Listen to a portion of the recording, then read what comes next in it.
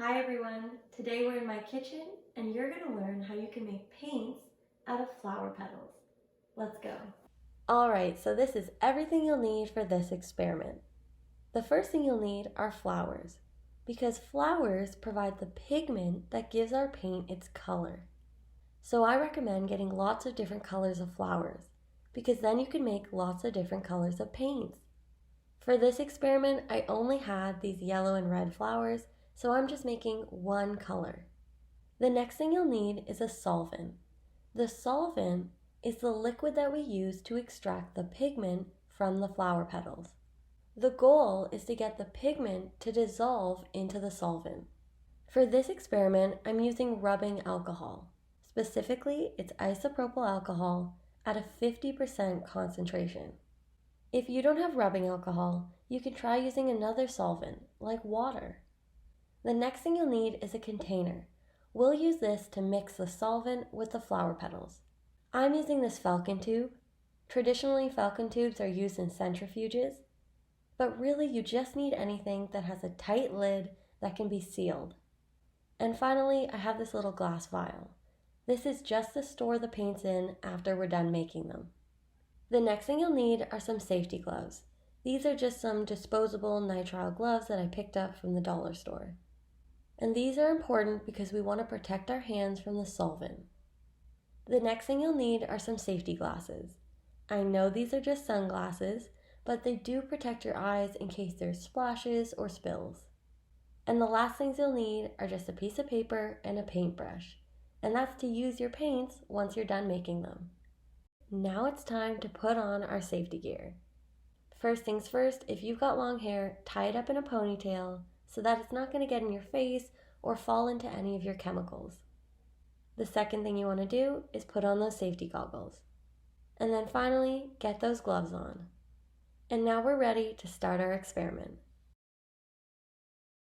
The first step of the experiment is to take your flower petals and put them into your container.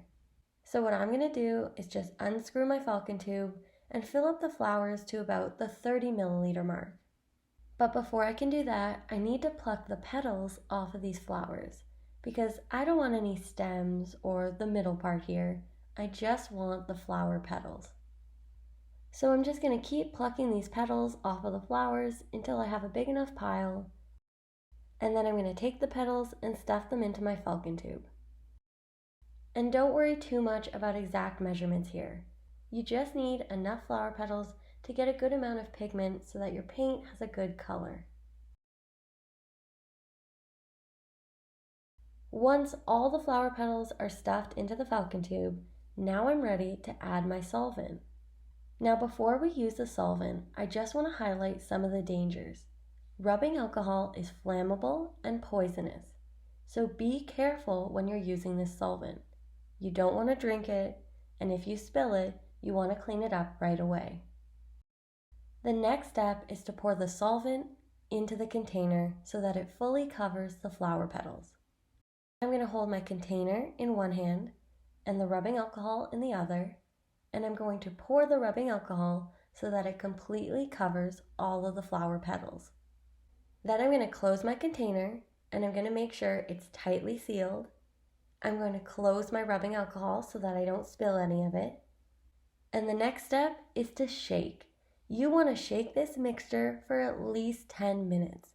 So vigorously shake it. Like really shake it. The reason we need to shake this so vigorously is because we need to make sure that the solvent and the pigment that's in the petals are thoroughly mixed. So you want to keep shaking this solution until you can see that the solvent is actually changing color. So after about 10 minutes, I could tell that the solvent didn't look clear anymore. It definitely had a pinkish color. And so that indicated to me that the extraction was pretty much complete. Now the reason I called this an extraction is because we extracted the pigment molecules from the flower petals and dissolved them into our solvent. And now that the extraction is complete, I can pour the paint into my glass vial. Just be careful here because you don't want to spill anything. And when you're done pouring, make sure you put the lid back on your container and on your glass vial. And with that, you're done. You have now made paints out of flower petals. The last step is to try out your paints. So grab your paintbrush, grab your paper, and let's make some art. One thing I find that's really cool is that you never really know what color you're going to get until after the experiment's done. I'm actually super happy with how this color turned out. I think it's really pretty. My challenge to you would be to try and paint the entire rainbow, just using flower petals. I hope you enjoyed this experiment. I love doing kitchen chemistry, and I'm going to try to make more videos just like this.